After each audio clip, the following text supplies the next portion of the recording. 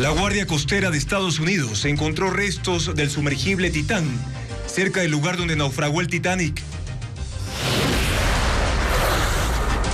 La única embarcación de investigación pesquera que tiene el país está convertida en chatarra. Los bomberos de 3 cantones combaten el fuego en las 100 hectáreas de pajonales de las faldas del Nevado Chimborazo, que arden desde hace 19 horas. El Ministerio de Agricultura no autoriza todavía la importación de arroz, pero confirma que sí ha recibido solicitudes. Buenas noches, comenzamos Televistazo Estelar este jueves 22 de junio. Hay candidatos a la presidencia de la República que registran causas por no pagar dinero que pidieron prestado, demandas laborales y denuncias por estafa o intimidación. También están los que poseen un récord limpio. Jacqueline Rodas informa la situación legal de los aspirantes a Carondelet.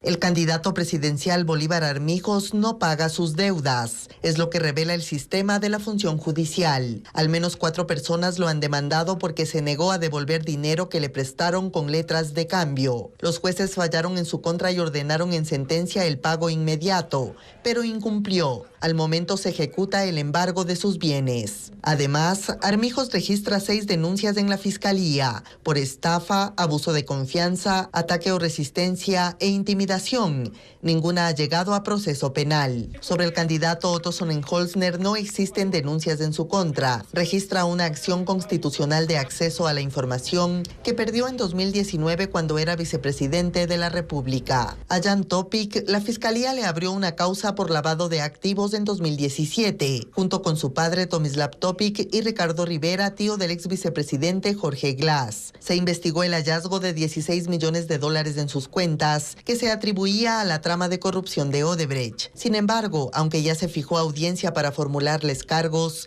la Fiscalía pidió que la convocatoria se deje sin efecto, alegando que llegó información nueva que debe ser indagada. Además, Topic tiene 15 causas en trámite por despido intempestivo y 5 por pago de haberes laborales interpuestas por ex trabajadores de sus empresas de seguridad. Y hay 2 denuncias por intimidación y una por daño a bien ajeno que no han llegado a proceso. El candidato Daniel Noboa tiene su récord sin denuncias en la Fiscalía ni procesos penales, al igual que la candidata Luisa González. Fernando Villavicencio registra 5 denuncias en la Fiscalía, 3 por violación a la intimidad y 2 por difusión de información restringida. También lo han demandado por daño moral, emitir expresiones de deshonra y omisión de denuncia. Las causas fueron interpuestas por actores políticos o protagonistas de sus investigaciones periodísticas. El candidato Yacu Pérez tiene 2 denuncias por rebelión y sabotaje por su participación en protestas sociales y otras 2 por peculado y tráfico de influencias mientras fue prefecto de Azuay. Todas fueron archivadas. Y el presidenciable Javier Hervas no tiene denuncias ni procesos penales, pero sí registra una demanda para que permita salir del país a su hija, que se resolvió en conciliación. Hay noticias sobre la desaparición del submarino de expedición Titán. Andrea Báez informa sobre lo último que se conoce de este hecho lamentable. Andrea. Guardacostas de Estados Unidos confirmaron esta tarde que los escombros detectados en el fondo del mar cerca del naufragio del Titanic son parte del sumergible Titán, desaparecido desde el domingo. La empresa OceanGate, propietaria de la nave, ha dado por muertos a los 5 tripulantes, informa Pedro Jiménez. La primera señal se recibió cerca del mediodía. Un robot submarino llevado al fondo del Atlántico a una profundidad de 3.800 metros lograba imágenes de una zona de escombros en las inmediaciones del naufragio del Titanic. Los encontraron a unos 500 metros de la proa del transatlántico. La confirmación llegaba horas después. Se trataba de varios componentes, entre los que está el marco de la base del sumergible, así como la cubierta en la que se lee OceanGate, el nombre de la empresa de exploración subacuática. Esencialmente encontramos 5 piezas principales que nos dijeron que eran los restos del Titán, señalaba Paul Hanking, experto submarino. Lo primero que encontramos fue el cono de la nariz que estaba fuera del orificio de presión. Esa fue la primera indicación de que hubo un evento fatal. Luego hallamos el otro extremo. El capitán del primer distrito de la Guardia Costera señaló que el fondo del mar es un ambiente implacable y que los escombros son consistentes con una implosión catastrófica que destrozó la embarcación. Este era además un día crítico para las operaciones de búsqueda, pues se estimaba que para esta mañana ya se habían quedado sin reservas de oxígeno. El hallazgo determina además el trágico destino de los 5 tripulantes que estaban liderados por Stockton Rush, director ejecutivo de la empresa OceanGate. Todos fueron declarados muertos en un comunicado de la empresa. Sobre la perspectiva de recuperación de los cuerpos, la Guardia Costera dijo que seguirán buscando en el área, pero que aún no tienen una respuesta. Ahora más datos del sumergible. Titán tenía una longitud de 6 metros con 70 centímetros por 2 metros 80 centímetros. Un informe de la Sociedad de Tecnología Marina de 2018 alertó sobre fallas de seguridad. Hace 5 años, el documento destacó que el Titán estaba hecho de fibra de carbono, material poco resistente para grandes profundidades. Los submarinos, por ejemplo, son hechos de titanio altamente resistente. La forma cilíndrica de Titán complicaba la distribución de la presión marina. Lo recomendable es que sea circular. Además, la ventanilla estaba diseñada para soportar hasta 1.300 metros de profundidad, aunque en una ocasión descendió a 4.000 metros. Al exponerse a una profundidad mayor, el mecanismo se desgasta. Además, no tenía certificación para garantizar su operación. Ahora conozcamos quiénes eran los 5 tripulantes que se encontraban a bordo del Titán, cuyos restos fueron encontrados este jueves. Los 5 tripulantes que iban a bordo del Titán eran Stockton Rush, quien a sus 61 años era el CEO y fundador de OceanGate, la empresa organizadora de la expedición del Titán. Rush era un ingeniero aeroespacial quien soñaba con ser astronauta hasta que descubrió que el océano es el universo. Paul Henry Narjolet tenía 77 años, era un experto marítimo y director de investigación submarina de RMS Titanic, empresa estadounidense que tiene los derechos de salvamento de esa embarcación. Él había participado de más de 35 inmersiones en el lugar del naufragio del legendario barco. Hamish Harding tenía 58 años, era británico, hombre de negocios, piloto de aviación y explorador. Harding ya había viajado al espacio en una misión de la empresa Blue Origin de Jeff Bezos y tiene el récord mundial de la circunnavegación más rápida de la Tierra en una aeronave. El empresario Shahzada Dawood, de 48 años, y su hijo Suleiman, de 19, con nacionalidad británico-pakistaní, eran otros 2 tripulantes de Titán. Dawood era descendiente de una de las familias más ricas de Pakistán, cuya fortuna proviene de la fabricación de textiles y fertilizantes. Dawood integraba también el Consejo de Administración del Instituto de Búsqueda de Inteligencia Extraterrestre.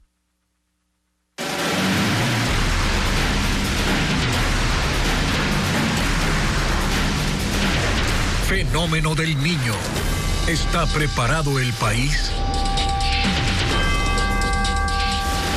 La única embarcación de investigación pesquera del Instituto Público de Acuicultura y Pesca no sirve. Los informes que generan los científicos en ese barco son claves para identificar cómo el fenómeno del Niño afectará a las especies marinas. Un informe de Merlín Ochoa. En chatarra, así se encuentra el buque de investigación pesquera Toallí. El piso está podrido, la cámara de frío donde se almacenaban las muestras de peces a investigar no sirve.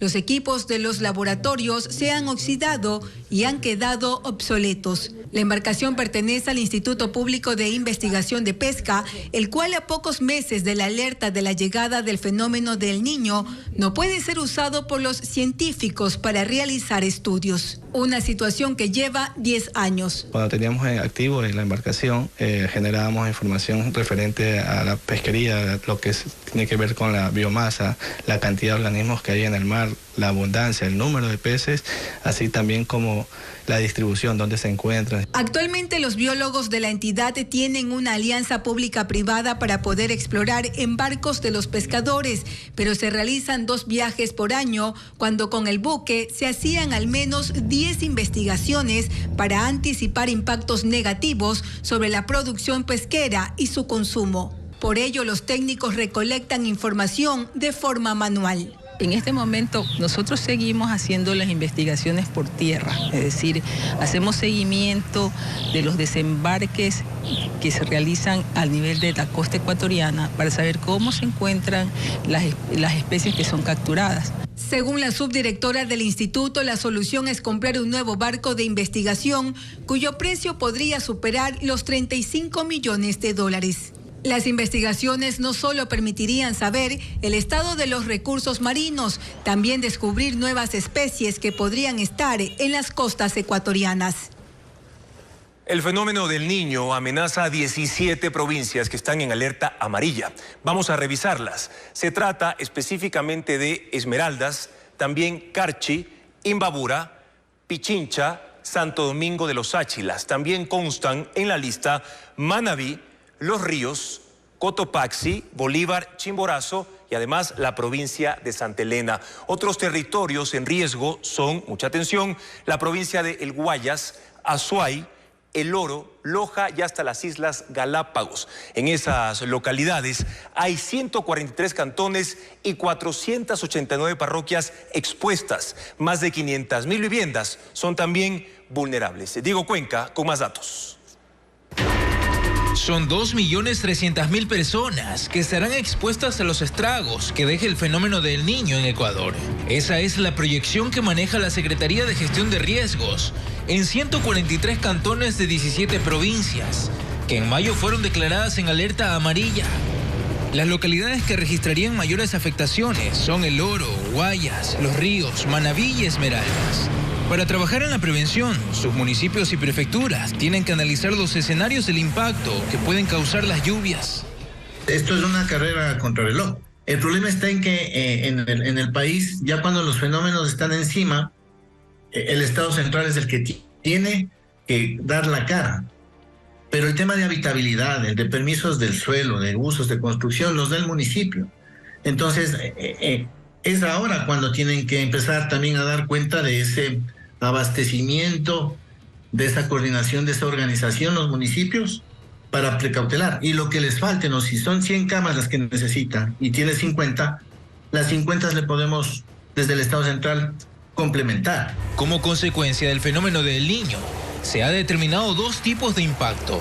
El primero, las inundaciones y el desbordamiento de ríos, que afectarían a 1.522.000 habitantes de 12 provincias, entre ellas las del litoral ecuatoriano.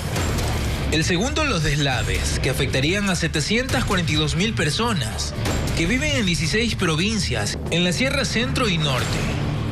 Aunque ese número de posibles víctimas saben que viven en un lugar de riesgo, son los municipios que deben tener un plan de prevención y respuesta, como por ejemplo asignar un presupuesto para la logística de asistencia humanitaria, además de equipos que serán adecuados en los albergues temporales.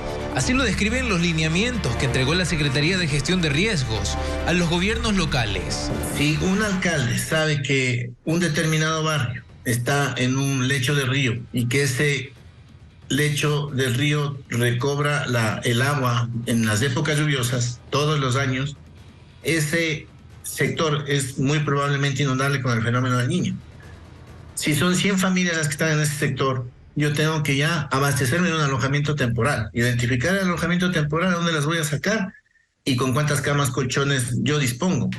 La Asociación de Municipalidades del Ecuador no conoce cuánto es el presupuesto aproximado que cada localidad tendrá que destinar para enfrentar la emergencia que afectaría gravemente a más de 253.000 viviendas. El único recurso que se conoce que está disponible son los $300 millones al que accederá el gobierno con un crédito del Banco Interamericano de Desarrollo para responder al temporal que se aproxima. Y mañana, en la última entrega de la serie ¿Está preparado el país para el fenómeno del Niño?, Televistazo mostrará que los candidatos presidenciales deben coordinar con el gobierno las acciones que se requieren para mitigar los efectos de El Niño en el país. Los sectores atunero y camaronero reconocen que el impacto económico una vez que llegue el fenómeno del Niño será millonario, lo que tendrá una incidencia directa en miles de plazas de trabajo. El fenómeno del Niño amenaza a los sectores productivos. La industria atunera tiene claro que el calentamiento del mar reducirá las capturas porque los cardúmenes migrarán a aguas más profundas. Esa distancia normalmente es entre 30 y 50 metros. En el Niño del 98 eso se fue a 120 metros. Entonces ya las redes no llegan a esas profundidades.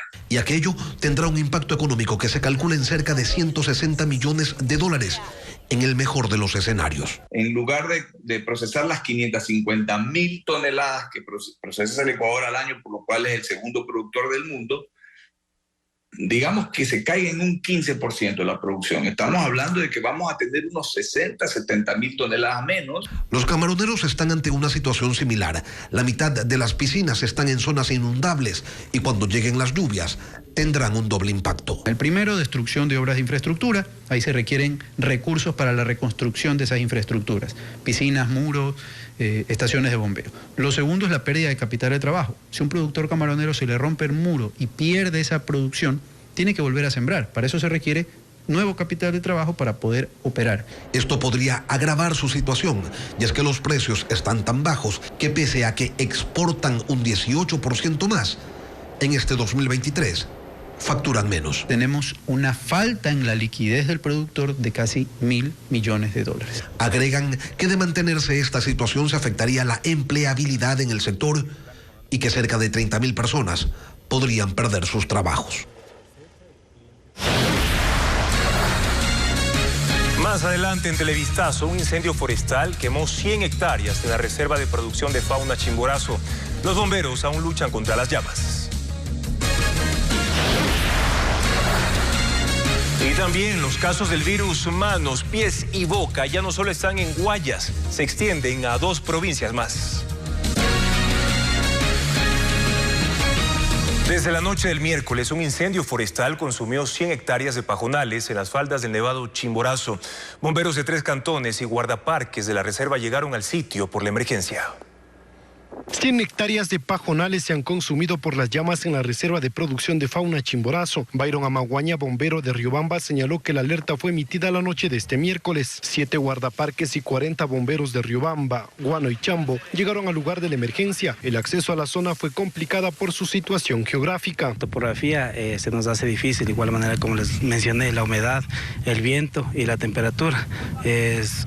Son motivaciones para que el incendio se prolongue y un peligro para el personal también, que estamos activados desde las 4 de la mañana. Un dron grabó la extensa área de pajonal consumida por el fuego. A esto se suma el impacto de la flora y la fauna. Los bomberos rescataron a 4 conejos y un venado con quemaduras. Existen muchos animales silvestres, los que algunos pueden salir, otros lastimosamente se enredan en lo que son el pajonal, no pueden salir, hay crías. Hasta el cierre de este informe, el incendio no había sido controlado.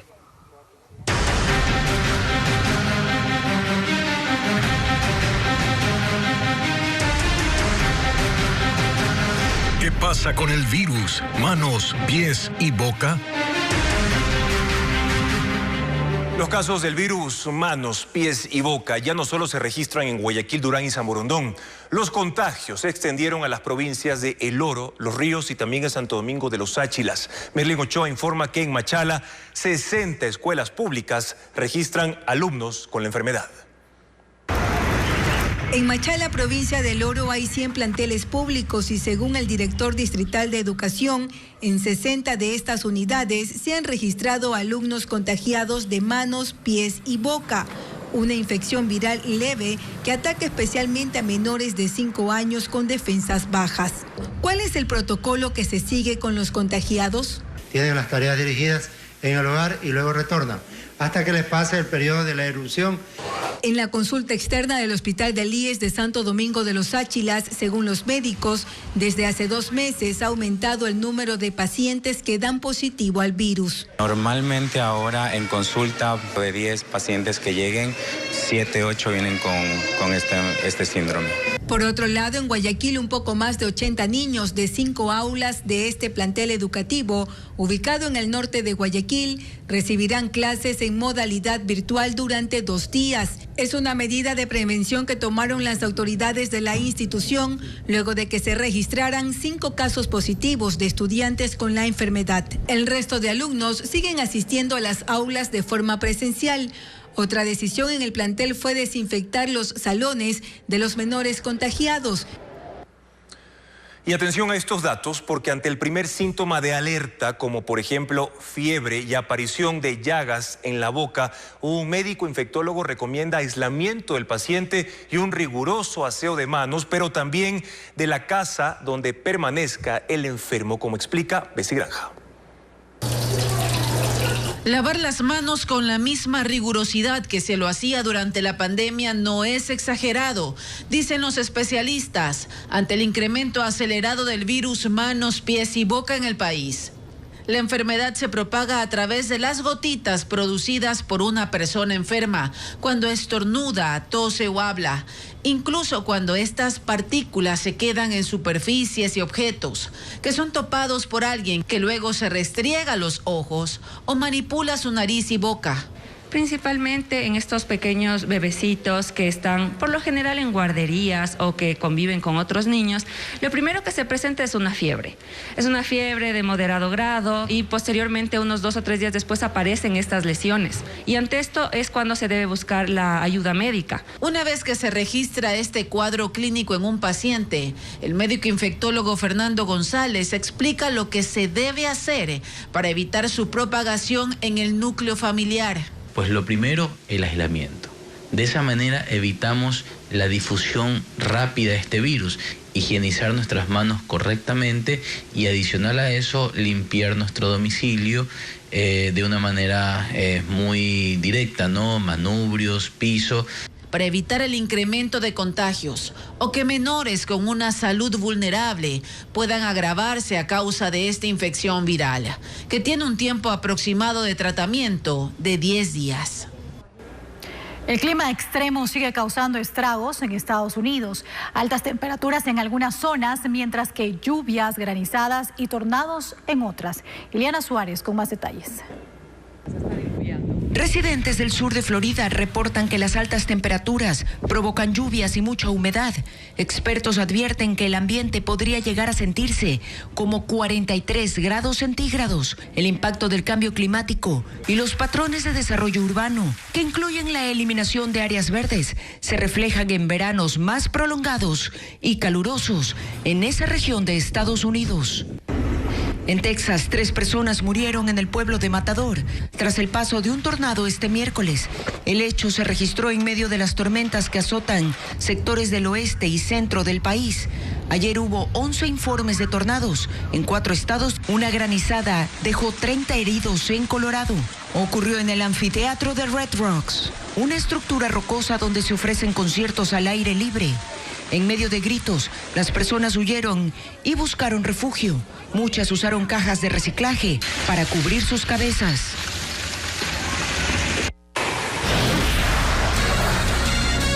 Luego de la pausa, ¿cómo proteger sus contraseñas de los delincuentes? Ampliaremos sobre las aplicaciones disponibles para blindar su celular. Los gestores de contraseñas son una alternativa para administrar las claves digitales mediante una sola plataforma. Expertos advierten que los usuarios deben tener mucho cuidado. Pero ¿cómo funcionan estas aplicaciones? Adriana Bermeo lo explica.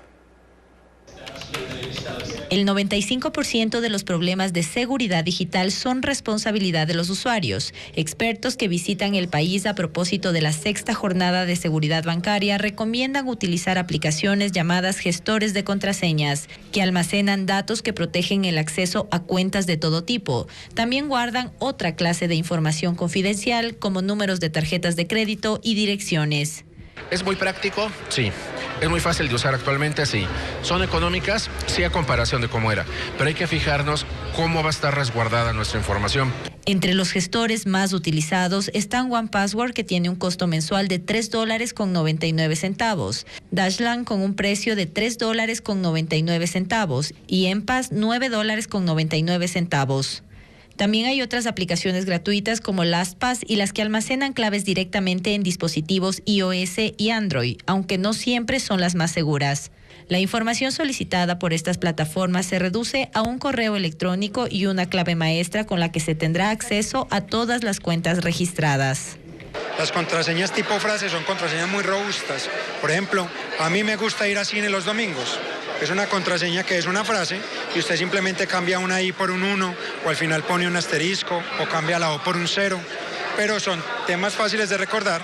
Una opción para cuidar la privacidad de contraseñas y cualquier información de navegación en Internet es usar una cuenta de correo electrónico alterna que no tenga relación con nuestras redes sociales, tampoco con cuentas bancarias. Así, cuando ingresemos mediante un Wi-Fi público, solo tendrá el registro de la información relacionada con ese mail. Con la creación de una empresa municipal de seguridad y la adecuación de un centro de atención ciudadana, se busca frenar el incremento de asesinatos en General Villamil. Esta mañana se llevó a cabo una mesa de seguridad interinstitucional. Ante el incremento de las muertes violentas en playas, provincia del Guayas, donde según la policía entre enero y junio de 2023 se han triplicado los asesinatos, pues de 4 casos en el 2022 se pasó a 12 en lo que va del año. El alcalde Gabriel Valladares, quien fue amenazado por grupos delincuenciales, anunció la creación de una empresa pública de seguridad que contará con 100 agentes municipales. Ya lo que es la implementación en equipo para seguridad ya se contrató el día de ayer, $168.000. Hasta ahorita es lo que se está invirtiendo. El resto de gastos se costearán con la recaudación de una nueva tasa. Que viene a ser $2.25 en la planilla de consumo de agua potable. En General Villamil Playas, un balneario con 60.000 habitantes. Hay apenas 82 agentes policiales. 22 llegaron la semana anterior y no cuentan con dotación. Nuestros comandantes se encuentran ya gestionando con el mando policial para que nuestro personal sea dotado de chaleco y arma. El municipio ha tenido que adecuarles espacios para dormir y adquirir 22 motocicletas para el patrullaje. Adicional a esto, en playas no hay presencia de personal de DINASET o criminalística para el levantamiento de cuerpos. Acá se debe esperar a que lleguen agentes de Guayaquil. Se hayan dado eventos donde los familiares no quieren que más de 3 horas llegue DINASET, llegue criminalística y se han llevado el cadáver. Además, la fiscal provincial del Guayas ofreció aumentar de 2 a 4 el número de fiscales debido a los más de 9.000 expedientes que tienen cada uno. La mora patronal de empleadores con el IES afecta a afiliados que no pueden acceder a algunos servicios. La Ley de Seguridad Social establece que no se deben suspender algunas prestaciones, pero esto no se cumple totalmente. Fabiola Santana con el tema. En Ecuador, 472.000 empleadores están en mora patronal, es decir, no aportaron al IES los montos correspondientes al seguro obligatorio y fondos de reserva. La deuda de las empresas privadas y algunas públicas con el instituto asciende a $2.200 millones, lo que impide a los afiliados a acceder a préstamos, retirar fondos de reserva y cesantías. Y aunque la Ley de Seguridad Social obliga al IES a mantener las prestaciones por enfermedad, subsidio por maternidad, seguro de desempleo, auxilio de funerales y el fondo mortuorio, aun cuando su patrono está en mora, no se cumple del todo. Esta empleada, que prefirió ocultar su rostro para no ser despedida, informa que va en el 3er mes de maternidad y el IES no ha cumplido con el subsidio monetario por periodo de descanso. Así ha subsistido junto a su hija con $120 al mes, que es el proporcional entregado por la empresa en mora. Consultó al IES y solo se le informó que no pueden pagarle porque su empleador está en mora. Sin embargo, a mí sí me descuentan de mi rol de pagos ese porcentaje. En estos casos, el afiliado afectado deberá poner un reclamo formal en la Dirección Provincial del IES, pues según la ley, la institución tiene potestad coactiva y es su obligación prestar el servicio en tanto procede a las acciones de cobro. Entonces, habría que revisar en estos ciertos casos qué es lo que está sucediendo para ver y coordinar con el fondo que corresponda la asignación que así lo ameriten. La próxima semana el IES lanzará una aplicación para facilitar los convenios de pago de mora patronal. El Ministerio de Salud ha incorporado más de 5.000 nuevos profesionales para los hospitales de su red, pero en Esmeraldas la contratación del personal se complica debido a la inseguridad. Tigo Cuenca explica la situación. Para ese año, el Ministerio de Salud fijó la meta de contratar más de 11.300 profesionales para 135 hospitales y centros médicos de la red pública a escala nacional, con un presupuesto de más de 160 millones de dólares. Y hasta el momento han logrado incorporar más de 5.400, es decir, casi la mitad. La viceministra de Atención Integral explica que con ellos han podido extender los servicios. Son enfermeras, nutricionistas, auxiliares de laboratorio, los hospitales de Manabí, el hospital de Durán, el hospital Monte Sinaí, el hospital Guasmo, que tenían o son nuevos o tenían áreas que nunca fueron abiertas al público. El hospital Monte Sinaí, en el noroeste de Guayaquil, operaba con 150 camas a pesar de tener una capacidad para 450. Para habilitar esos espacios, tienen a más de 1.600 médicos, enfermeras y auxiliares. Cada mes abrirán una convocatoria. Por ejemplo, esta semana habilitaron 67 plazas laborales. El objetivo es en noviembre tener más de 2.000 trabajadores. Pero así como llegan nuevos médicos, hay otros que abandonan sus cargos. Eso ocurre en Esmeraldas, en especial en el Hospital Delfina Torres de Concha. 17 especialistas han renunciado, pero están siendo reemplazados. De enfermeras hemos tenido una buena convocatoria, pero por temas de la inseguridad hay muchos médicos que más bien están saliendo de la provincia. Por ejemplo, tenemos un déficit de médicos imagenólogos, médicos anestesiólogos, ginecólogos, pediatras. Por eso está difícil contratar nuevos médicos en esa provincia. Sin embargo, la convocatoria sigue habilitada y la autoridad advierte que no hay cobros para postular a cualquier vacante en el país. Porque en 5 provincias han identificado a estafadores que pretenden pedir dinero a cambio de una falsa oferta de trabajo. La Fiscalía ya investiga los casos.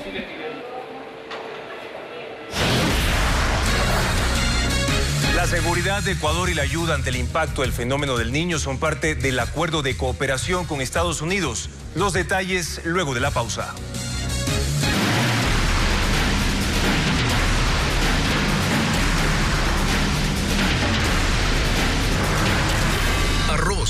Entre especulación e importación.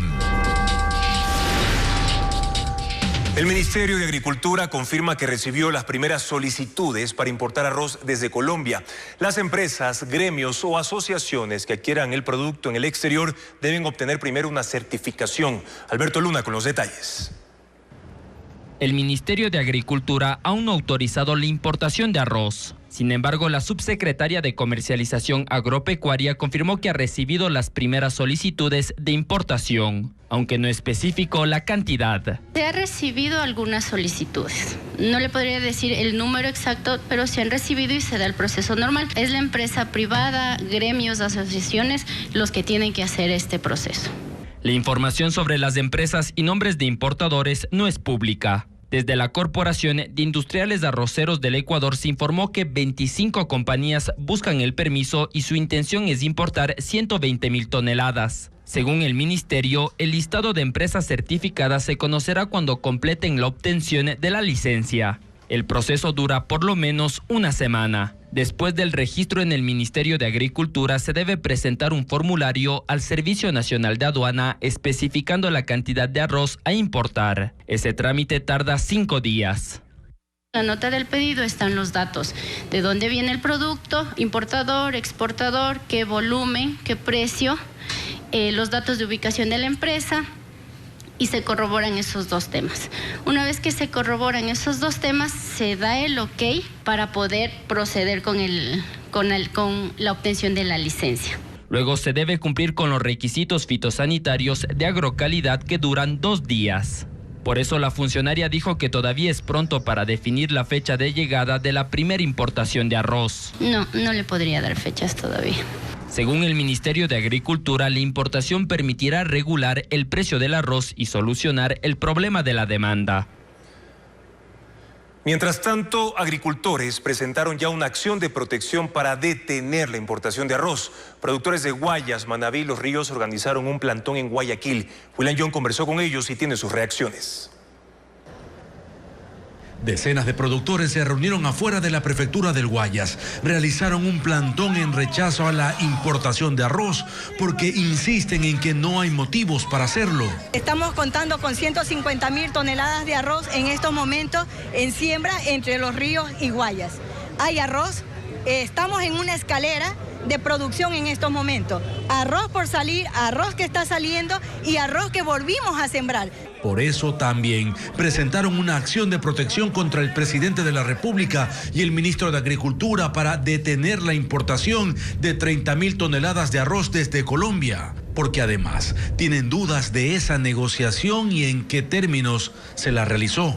Se prohíba el ingreso de esta gramínea porque no sabemos el tipo de grano, la calidad que va a ingresar al Ecuador. Luego se reunieron con la prefecta y el gobernador del Guayas. Denunciaron apiladoras por acaparar el producto y especular con el precio. Ante eso, Tabaque insistió en que la salida, por ahora, es comprar fuera. Ahora los he escuchado a los productores, estamos haciendo todos los controles, pero si los productores no pueden tapar el bache que tenemos, no podemos llevar arroz a la mesa de los ecuatorianos, hay que importarlo, no nos queda de otra. El encuentro terminó sin acuerdos y tampoco las cifras están claras. No tienen el dato exacto de cuánto arroz hay hoy vendiéndose en el mercado local. Los delegados de Ecuador y Estados Unidos definieron los 4 ejes de cooperación en materia de seguridad y ante el fenómeno del Niño. Sin embargo, aún no se conoce el monto económico de la ayuda para el país y desde cuándo se lo hará. Más información con Paul Romero. El presidente Guillermo Lasso se reunió en el Palacio de Carondelet con el subsecretario adjunto de Defensa para el Hemisferio Occidental de Estados Unidos, Daniel Erickson. Revisaron el memorándum de entendimiento que se firmará en julio en Washington. El agradecimiento de Ecuador a los Estados Unidos por su apoyo en la lucha contra el crimen organizado aquí en el país. En el encuentro binacional acordaron 4 ejes de cooperación en seguridad y defensa. Modernización de las Fuerzas Armadas con aeronaves, infraestructura y equipamiento. Ciberseguridad para mejorar los sistemas de inteligencia y contrainteligencia. Logística para enfrentar las consecuencias del fenómeno de El Niño. Y programas para la sostenibilidad del medio ambiente y lucha contra la minería ilegal. Que posibilitará que los diferentes programas de cooperación de los Estados Unidos apoyen los esfuerzos del Ecuador en materia de seguridad y defensa en los siguientes 7 años. Estos ejes son parte del Plan Ecuador para la Paz que el gobierno propuso el año pasado a Estados Unidos por un monto de $5.000 millones, que casi un año después se tramitó en la reunión bilateral de defensa que se desarrolló este miércoles y jueves en Quito. Una reunión muy fructífera con el presidente Guillermo Lasso. Nosotros 2 países, como socios, amigos, pueden discutir los temas más importantes de defensa. La reunión en el Palacio duró más de 2 horas. Las autoridades no especificaron el monto de la cooperación y desde cuándo llegarían al país los equipos e implementos para las operaciones. El Consejo Nacional Electoral definió los diseños de las papeletas electorales para los comicios anticipados de 2023. Los electores recibirán 5 papeletas con los siguientes colores. Para binomio presidencial, el color café claro, como lo ven en pantalla. Asambleístas nacionales tendrá el color morado. Asambleístas provinciales, celeste, mientras que la papeleta de la consulta popular sobre el Yasuní será de color verde. Y en Pichincha, la consulta sobre la explotación minera en la mancomunidad del Chocó es bicolor, rosa y morado. A partir de mañana, las organizaciones políticas y sociales podrán inscribirse para hacer campaña por el sí o por el no, tanto en la consulta sobre el Yasuní como en la del Chocó andino. Patricio Díaz informa. El Consejo Nacional Electoral aprobó la convocatoria a las consultas populares sobre que se mantenga el crudo en tierra en el ITT y acerca de la explotación minera en el Chocó andino. Con ello se abre la posibilidad para que organizaciones políticas y sociales se inscriban si deciden hacer campaña por el sí o por el no. Y el tiempo para registrarse es corto, irá desde este viernes 23 al 26 de junio. Quienes sean acreditados para la campaña deberán respetar límites de gasto y podrán hacer promoción de sus opciones en medios de comunicación con recursos del Estado. En el caso de la consulta sobre el Yasuní, tanto quienes apoyen la opción por el sí como por el no, podrán gastar cada uno hasta $2.690.000. y tendrán como fondo de promoción $201.750 para cada alternativa, recursos que se dividirán entre todos los inscritos. Con esta calificación de las organizaciones políticas, sociales, también la ciudadanía se informa las ventajas y desventajas de cada una de las preguntas por el sí o por el no. En el caso de la consulta sobre el Chocó andino, el límite de gasto para cada opción será de $402.700 y el fondo para medios que cubre el CNE será de $30.205 para cada alternativa. Las dos consultas se realizarán también el 20 de agosto. La campaña, en este caso, empieza el 29 de julio y va hasta el 17 de agosto. Pachacutic e Izquierda Democrática insisten en participar en las próximas elecciones, al menos con candidatos a la Asamblea Nacional. La ID recibió una medida cautelar a su favor y Pachacutic impugnó el no envío de delegados del CNE a sus primarias. Un juez de Atacames aceptó una medida cautelar para que las elecciones primarias de Izquierda Democrática se realicen otra vez. Uno de los dirigentes del partido en Esmeraldas presentó la demanda. El proceso que realizó la otra facción del Partido Naranja quedaría así insubsistente. El juez pide además que el presidente de la organización solicite al Consejo Nacional Electoral los veedores para el nuevo proceso y amplíe los plazos para la inscripción de candidatos. Que se han vulnerado los derechos de participación, es decir, de que los militantes, los presidentes a escala nacional puedan elegir y ser elegidos. Sin embargo, el otro sector de la Izquierda Democrática presentó casi de inmediato una demanda contra el juez ante el Tribunal Contencioso Electoral. Lo acusan de interferencia y arrogación de funciones que le competen exclusivamente a la función electoral. Por la división interna, Izquierda Democrática únicamente ha podido inscribir candidatos a asambleístas en Carchi y Guayas. Pachacutic está en similar situación. No ha inscrito candidatos a asambleístas nacionales porque el Consejo Electoral no envió delegados a sus elecciones primarias. La dirigencia del movimiento impugnó esa decisión ante el propio CNE y hasta ahora no tienen respuesta. Por lo que si no consiguen una decisión favorable del Consejo Nacional Electoral, anuncian que acudirán también al Tribunal Contencioso. No hicieron llegar a los veedores, por lo cual rompe todo esquema de participación democrática. Los veedores tienen que estar disponibles en el bien y el mal o en el incumplimiento para dar un informe real de lo que se procedió a dar. Pero tanto para Pachacutic como para la Izquierda Democrática, el tiempo les juega en contra. Y hay 9 listas inscritas de candidatos a asambleístas nacionales de otras organizaciones políticas. Y si no tienen impugnaciones, podrían empezar campaña electoral antes de lo previsto.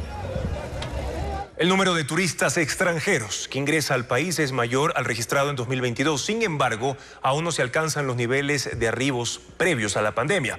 El Ministerio de Turismo asegura que llevan a cabo campañas en Estados Unidos, Canadá y Europa para tratar de atraer a más visitantes.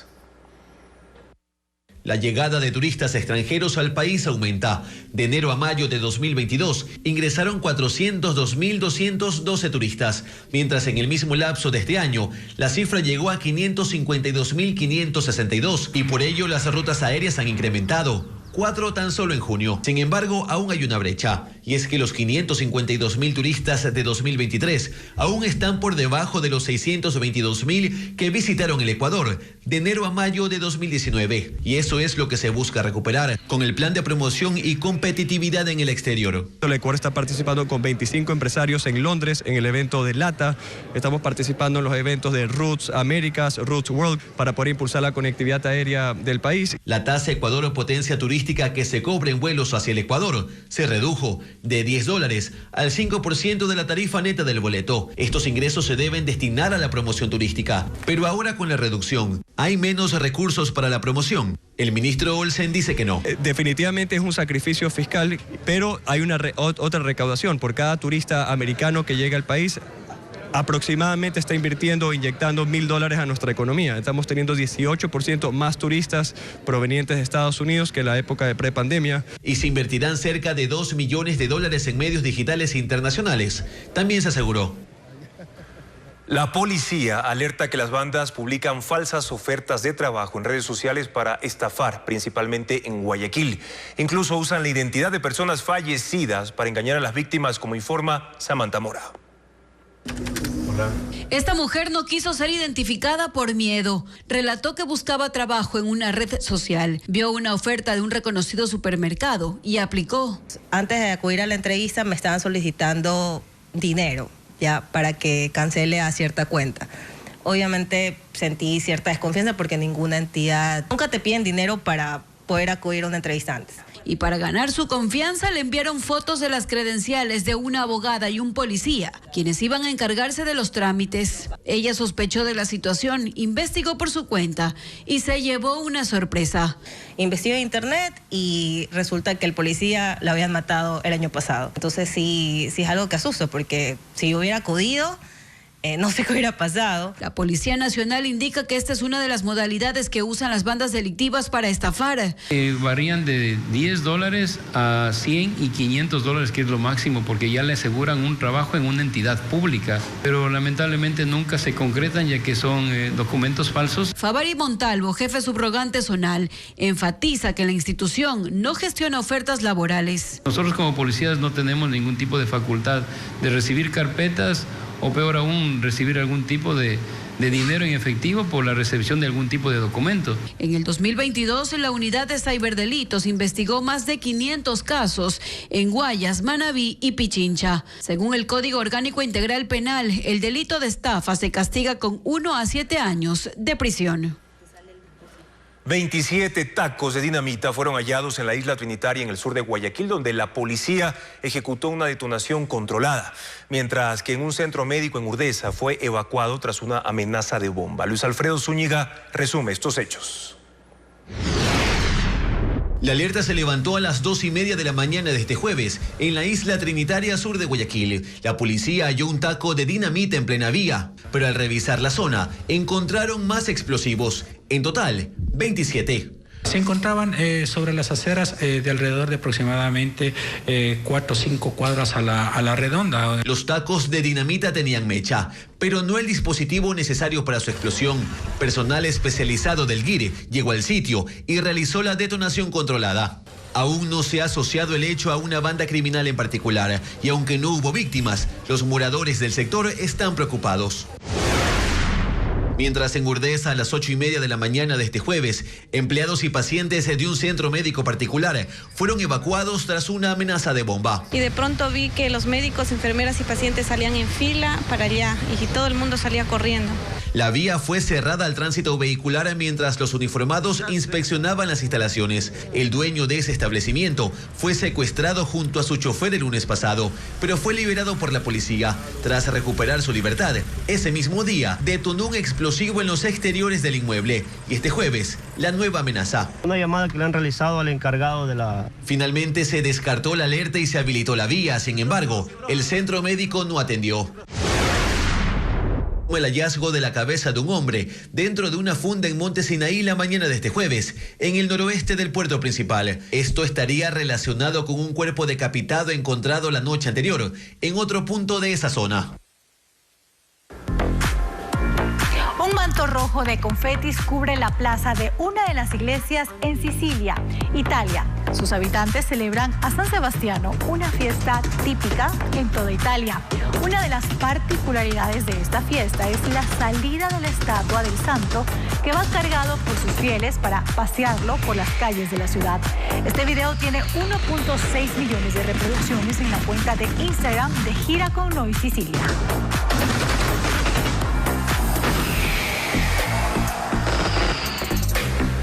Un pueblo fantasma que surge del pasado en medio del mar. Lo muestran estas fotografías de la isla Gukanhima, en Japón.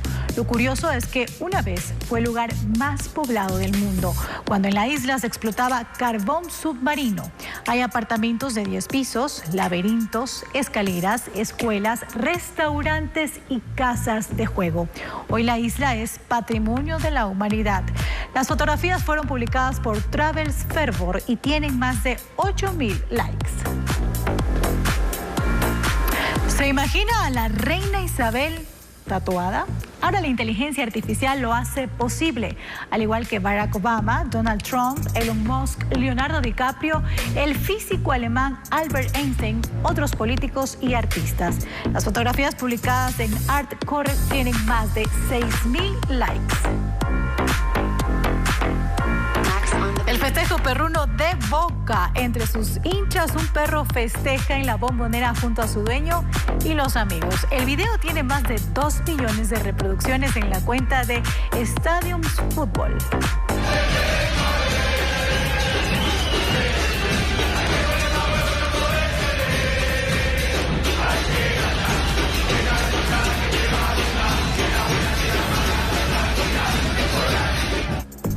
¿Se imaginan los personajes de la mítica serie Juego de Tronos tocando en un cello la melodía de la saga? Esto es lo que ha logrado un video de la inteligencia artificial creado por Jun Boksai. Tiene 288.000 reproducciones y más de 12.000 likes.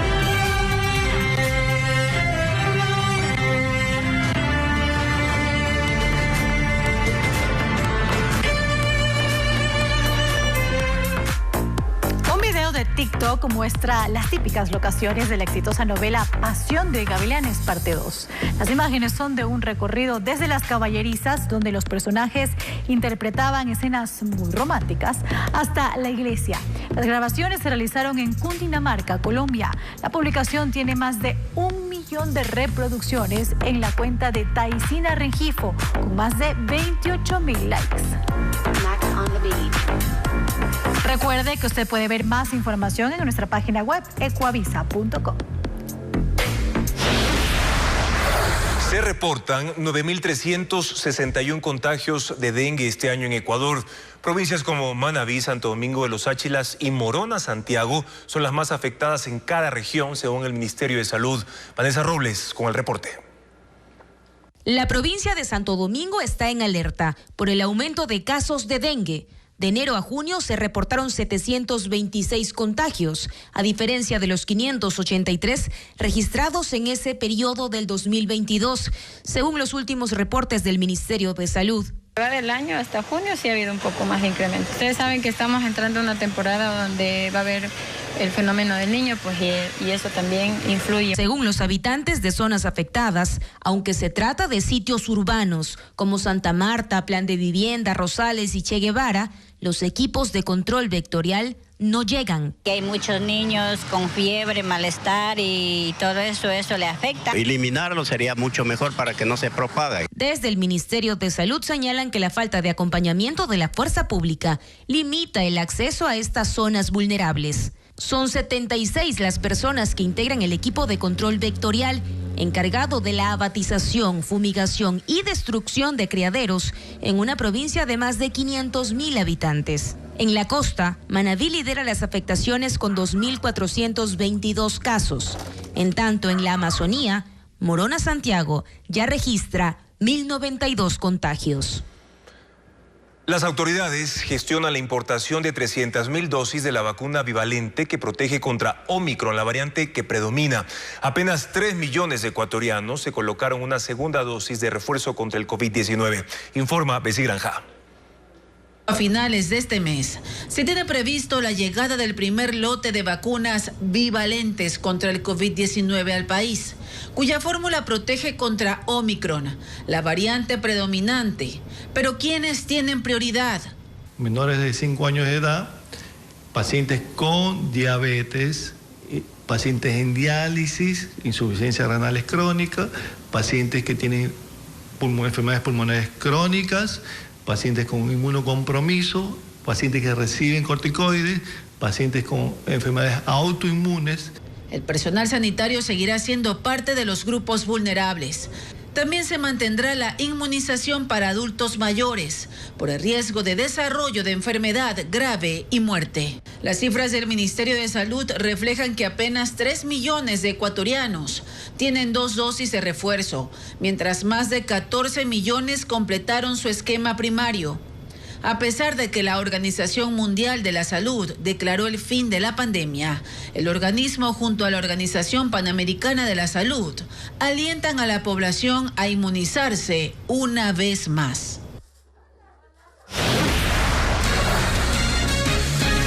Al volver, tendremos los detalles de la gira de Independiente del Valle por Europa. ¿Cuáles serán sus rivales?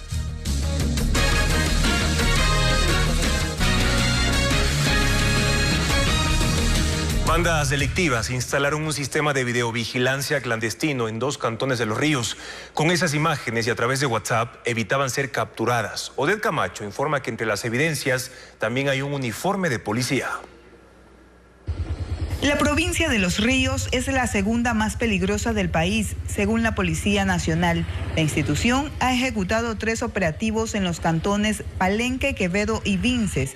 En estos 2 últimos, identificaron a grupos delictivos que habían armado un sistema de videovigilancia con cámaras en viviendas y postes de alumbrado público. Designan casas para en ese lugar realizar un control y monitoreo de estas cámaras y alertarse entre sí, crear grupos de WhatsApp entre ellos y comunicarse de la presencia de la policía. Entre las evidencias hay un uniforme policial y una chaqueta del ejército. Según los uniformados, las utilizaban para engañar a los conductores contra quienes disparaban si no detenían los vehículos. Y 2 camiones están reportados como robados. Los otros vehículos utilizaban estas organizaciones delictivas. De las 19 personas detenidas en los 3 operativos, 13 tienen antecedentes de hasta 8 detenciones. El centro de Guayaquil es el escenario de una manifestación de ciclistas esta noche. Nos enlazamos ahora con Luis Alfredo Zúñiga, quien cubre el plantón en la Plaza de la Administración. ¿Qué piden los manifestantes, Luis Alfredo? Son 4 los principales pedidos de los ciclistas que se han congregado en este punto esta noche. Uno de los primeros es que se terminen las muertes en las vías causadas por siniestros de tránsito. También que los casos que hoy ya existen no queden en la impunidad. Dar prioridad a las ciclovías y mejorar la señalética en las calles. Estos pedidos lo hacen mediante un plantón pacífico de más de 50 bicicletas caídas, como lo ven a esta hora. Son acciones que se dan luego de la muerte de un abuelo y sus 2 nietos en la vía La Costa el último domingo, cuando un conductor los atropelló mientras esperaban que un local de bicicletas abriera sus puertas. Un dato importante para los amantes de los animales, porque las altas temperaturas alteran el comportamiento de las mascotas. Un estudio revela que los perros muerden hasta 11% más en días calurosos y soleados. Vanessa Robles con más datos. Las emergencias atendidas en hospitales del Ministerio de Salud Pública a escala nacional por mordeduras de perros han aumentado.